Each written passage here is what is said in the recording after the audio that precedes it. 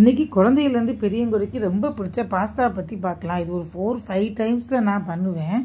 அதில் ஒரு 3 டைம்ஸ் மட்டும் நான் சொல்லியிருக்கேன் இதில் வீடியோவாக. மற்றதெல்லாம் நான் சொல்கிறேன் எப்படி பண்ணுறதுன்ட்டு. ஃபஸ்ட்டு மெத்தடில் இது வந்து பிங்க் சாஸ் பாஸ்தா. இதில் ஒரு 2-3 பெங்களூர் தக்காளி, ஒரு கொஞ்சமாக பூண்டு போட்டு வேக வச்சுக்கலாம். அந்த மாதிரி மிக்சியில் போட்டு அரைச்சிக்கலாம். மீன்வேல் உங்களுக்கு என்ன ஷேப்பில் பாஸ்தா வேணுமோ அதையும் வேக வச்சுக்கலாம். 80% வேக வச்சுக்கலாம். இப்போ அந்த மிக்சியில் போட்டு அரைச்சதை தனியாக வச்சுக்கலாம். ஒரு வாணலியில் வெண்ணெய் போட்டு கொஞ்சமாக ஒரே ஒரு ஸ்பூன் மைதா போட்டுக்கோங்க. மைதா போட்டு நல்லா அந்த மைதா வாசனை வர வரைக்கும் வறுக்கணும். நல்லா கலரும் சேஞ்ச் ஆகணும். அதான் இதோட டேஸ்ட்டே வந்து. ஒரு அரை கப்பு பால் விட்டுக்கலாம். பால் விட்டு கொஞ்சமாக கேப்சிகமும் கொஞ்சமாக வேக வச்ச ஸ்வீட் கார்னும் போட்டுக்கலாம். அது ரெண்டும் போதும் இதுக்கு. அப்புறமா ஒரு ஸ்பூன் ஆரிகானோ, ஒரு ஸ்பூன் சில்லி பவுடர், கொஞ்சமாக பெப்பர் பவுடர், கொஞ்சம் வேணும்னா உப்பு போட்டுக்கலாம்.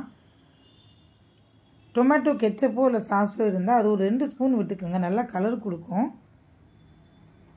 தனியாக ஒரு வாணலியில் வெங்காயமும் பூண்டு இந்த மாதிரி குட்டி குட்டியாக கட் பண்ணி போட்டு மேலே போட்டிங்கன்னா, அந்த பிரியாணிக்கு போடுற மாதிரி மேலே போட்டிங்கன்னா ரொம்ப டேஸ்டியாக இருக்கும். இந்த டைப் ஆஃப் இது பாஸ்தா வந்து உங்களுக்கு வேணும்னா கொஞ்சமாக சில்லி பவுடர் போட்டுக்கலாம் சமயத்தில்.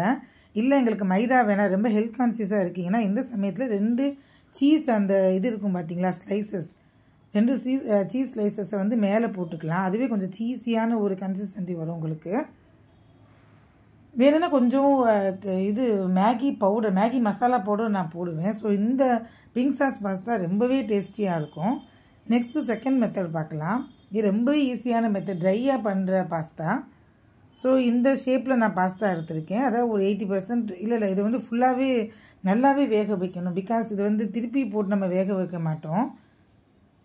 ஃபுல்லாக இது பண்ணிவிட்டு வெங்காயம் ஒரு வாணலியில் போட்டு வதக்கிட்டு இந்த மாதிரி 1, 2, 3 மசாலாவோ இல்லை மேகி மசாலாவோ ஏதோ இருந்தால் அதை மட்டும் மேலே போட்டு ஒரு 2 கிண்டு எடுத்து வச்சுருங்க. இது காலையில் சட்டுன்னு டிஃபன் பாக்ஸ் ரெசிபியாவோ இல்லை ரொம்ப பசிச்சா டக்குன்னு ஒரு ஈவினிங் டைமில் ஸ்நாக் வேணும்னா இது பண்ணி சாப்பிட்டுக்கலாம். ஒரு 5-10 மினிட்ஸ் கூட ஆகாது. இது செகண்ட் டைப் நான் பண்ணுவேன். தேர்ட் டைப் பார்க்கலாம் வாங்க. இதுக்கு ஸ்ப்ரிங் டைப் ஆஃப் பாஸ்தா எடுத்திருக்கேன் நான். அதுவும் இந்த மாதிரி தான் வெஜிடபிள்ஸ் நிறைய போகணும். என்னென்ன உங்கள்கிட்ட இருக்கோ, பன்னீர், கேப்சிகம், அப்புறம் இது எல்லாமே இது வேணாலும் போட்டுக்கலாம். கேரட், பீன்ஸு எல்லாமே போட்டு வதக்கிக்கலாம் பட்டரில். அப்புறம் ஒரு வாணலியில் வெண்ணெய் போட்டு அதே மாதிரி பிங்க் சாஸ் பாஸ்தாவில் ஒயிட் சாஸ் பாஸ்தா பண்ணுவோம் பார்த்தீங்களா, அதே மாதிரி ஒயிட் சாஸ் பாஸ்தா பண்ணணும். ஒரு ஸ்பூனு மைதா போட்டு கொஞ்சமாக இது பால் விட்டுட்டு pepper powder, chilli flakes, oregano எல்லாமே போட்டுட்டு கொஞ்சம் செமியாக வந்ததுக்கப்புறம் அந்த ஆல்ரெடி வேக வச்சுருக்கிற வெஜிடபிள்ஸ் போடலாம். அப்புறமா இந்த மேக்ரோனியும் போட்டுட்டு நல்லா ஒரு தடவை ஒரு 10 நிமிஷம் அந்த மாதிரி கிண்டிங்கன்னா க்ரீமியாக இதுவும் ரொம்ப டேஸ்டியாக இருக்கும். So 3 types. அதுக்கப்புறம் அந்த மேலே சீஸ் போடுற அது வந்து 4th டைப்பு. இல்லை வெறும் அந்த இது ஒயிட் சாஸ் பாஸ்தாவே வேணாம், எங்களுக்கு ரெட்டாக தான் வேணும் அப்படின்னு நினச்சிங்கன்னா ரெட்டு அந்த பெங்களூர் தக்காளி மட்டும் அரைச்சி ஊற்றி பண்ணி மசாலா போட்டுக்கலாம்.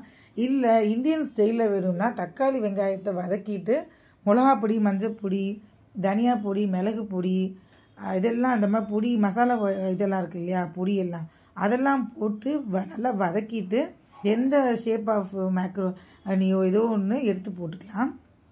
அதையும் போட்டு நல்லா அது கொஞ்சம் கொலையாக ட்ரையாக வேண்டாம், கொஞ்சம் இதே மாதிரி செமியாக பண்ணிக்கோங்க. ஸோ 5 டைப்ஸ் ஆஃப் மேக்ரோனி நான் சொல்லியிருக்கேன் இங்கே பாஸ்தா எப்படி பண்ணுறதுன்ட்டு.